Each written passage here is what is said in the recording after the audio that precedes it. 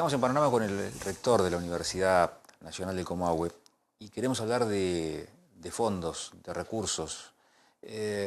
Terminan en estas últimas semanas de aprobar el anteproyecto o el proyecto de presupuesto, digamos, para la universidad. Siempre ha sido un tema difícil para la Universidad del Comahue. ¿Por qué hay que ser optimistas en esta instancia, rector? Y porque ser optimista es una actitud de vida. Uno cree que en algún momento los reclamos que son evidentes en su racionalidad y en su necesidad deben ser escuchados por las autoridades nacionales. La verdad es que hemos sido castigados en los últimos años. La historia dice que si aprueban un presupuesto de 3, le aprueban 2 y le genera un déficit de 1, o sea, del 30%. ¿Cómo es Sí, después uno puede compensar parte de eso por su propia generación de recursos propios o por obtener fondos de programas nacionales, sobre todo el Ministerio de Ciencia y Tecnología y demás. Pero lo cierto es que ahí hay una discusión compleja y que se ha vuelto más compleja en los 2 últimos años, que tiene que ver con la distribución de los fondos del presupuesto nacional entre un número creciente de universidades nacionales. Y que tiene que ver... Hoy hay más universidades. Sí, hoy somos 56 universidades nacionales. Hace unos años éramos 10 menos, digamos. Pero fundamentalmente lo que ha ocurrido en el último tiempo y que ha sido preocupante, más allá de cuánto nos han dado de presupuesto específico por el Congreso de la Nación, es que el año pasado se alteraron 2 criterios que son complejos porque...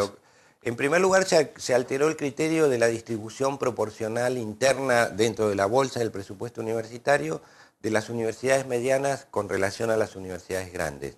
El año pasado el Ministerio de Educación elevó una propuesta que aceptó el Congreso de la Nación, donde esa proporción histórica se alteraba en favor de las 5 universidades grandes. O sea, en el último presupuesto, las 5 universidades más grandes algo así como recibieron un pedazo más. ¿Ustedes también tienen una especie del fondo de conurbano bonaerense? Totalmente, esa puja existe y las que hemos sido perjudicadas hemos sido el lote entre las que está la Universidad del Comahue, pero hay otras universidades como Río Cuarto, Luján, San Juan, que somos universidades medianas o de medianas a grandes, que teníamos una determinada proporcionalidad en el total del presupuesto. En el caso de la Universidad de Comahue era alrededor del 3,3 al 3,5%.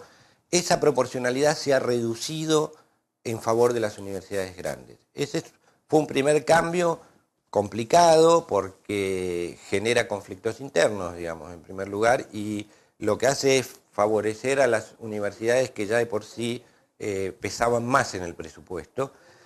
Y la otra cuestión que hemos denunciado y hemos reclamado fundamentalmente al Senado de la Nación, sin mucho éxito, pero ahora tienen la oportunidad de corregirlo, es que en todos los presupuestos nacionales siempre hay una partida que en la jerga universitaria se llama la planilla B, que es un refuerzo que se otorga generalmente al final del ejercicio, que ya está previsto en el presupuesto y que se redistribuye entre todas las universidades nacionales. El año pasado el Senado de la Nación, por un acuerdo de los bloques mayoritarios, decidió distribuir este refuerzo solo a 21 universidades. 34 universidades nacionales, entre las cuales se cuenta la Universidad del Comahue, quedamos fuera de ese refuerzo. Esto lo que hace es generarnos, que nos está ocurriendo ahora en el último trimestre del año, algunas dificultades relativamente importantes en los gastos de funcionamiento. Esto también ha sido una novedad, no había ocurrido en anteriores distribuciones de los refuerzos, y genera mucha inquietud en las universidades porque, en primer lugar, le quita al Ministerio de Educación la facultad del acuerdo con las universidades de la distribución de los refuerzos, y en segundo lugar, lo que produce es una profundización de las asimetrías en un sistema que es bastante asimétrico, cuando en realidad una sana política de educación superior apuntaría a reducir esas asimetrías. Charlamos en otras oportunidades, en la primera mitad del año, de estos y otros temas, y decía, en aquel entonces el déficit presupuestario que tiene la universidad difícilmente le permita seguir más allá de agosto, septiembre. Estamos a mitad de septiembre. Sí, logramos acomodar algunas cosas sin sacrificar ninguna de las funciones esenciales.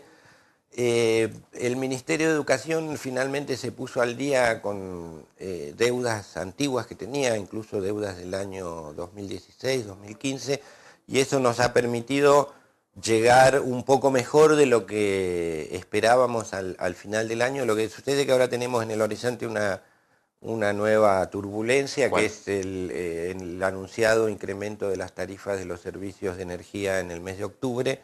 La universidad es un importante consumidor de gas y de electricidad, con lo cual, si efectivamente no ocurre lo que sí ocurrió el año pasado, que fue que el Ministerio de Educación dio un auxilio especial para el pago de los servicios de gas y de electricidad a las universidades nacionales, nosotros, pero el resto también, vamos a volver a tener un cimbronazo que probablemente nos obligue a transferir deuda al ejercicio que viene, que no es lo mejor. ¿Sigue siendo la ecuación esta de cada 10 pesos, 9 se van a salarios y 1 se va a gasto de funcionamiento?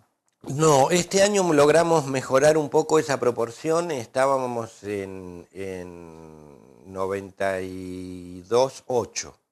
En el presupuesto que hemos elevado al Ministerio de Educación y en el presupuesto que el SIN como presupuesto global le ha elevado también al Ministerio de Educación, introdujimos algunas partidas que harían una corrección de ese desfasaje y que nos permitirían acercarnos a lo que en la administración pública se reconoce como una virtud, que es tener una relación 85-15. Creo que este año lo vamos a terminar allí en 92,8, 91,8, porque siempre las partidas salariales se actualizan a partir de los acuerdos paritarios, pero el Ministerio después no actualiza las partidas de funcionamiento. Ese desfasaje lo que nos hace es ir rompiendo esa ecuación, que es muy complicado porque significa que la universidad a lo sumo puede mantener lo que tiene, pero no puede crecer. ¿El año que viene hay elecciones? El año que viene hay elecciones, no. ¿No? El 19, de la universidad. Claro. Sí, sí, claro, en mayo. No, las otras son ahora en octubre. No, por eso, el año que viene no hay elecciones nacionales. Sí, se aproxima ya el codo final, digamos, de nuestra administración. En mayo del año que viene deberían elegirse nuevamente las autoridades superiores de la universidad. ¿Y tiene ganas de seguir? Tengo ganas de seguir, tengo la voluntad y el interés de seguir. Le agradezco la gentileza de atendernos, rector. No, muchas gracias. Por favor. Cuando hablábamos con Crisofolio de presupuesto, de los números de la Universidad Nacional de Comahue, quedó este punto como síntesis, me parece: lograr un equilibrio 85-15, 85% para masa salarial, 15% para gastos de funcionamiento, como la ecuación más óptima para que pueda trabajar sin percances, sin dificultades la Universidad Nacional del Comahue. Pero claro, es una meta, no quiere decir que eso lo puedan lograr este año. Tal vez en próximas gestiones, claro, si es que la renovación de autoridades el año que viene le permite continuar. Cerramos aquí esta edición de Panorama. Nos encontramos en una semana. Muchas gracias.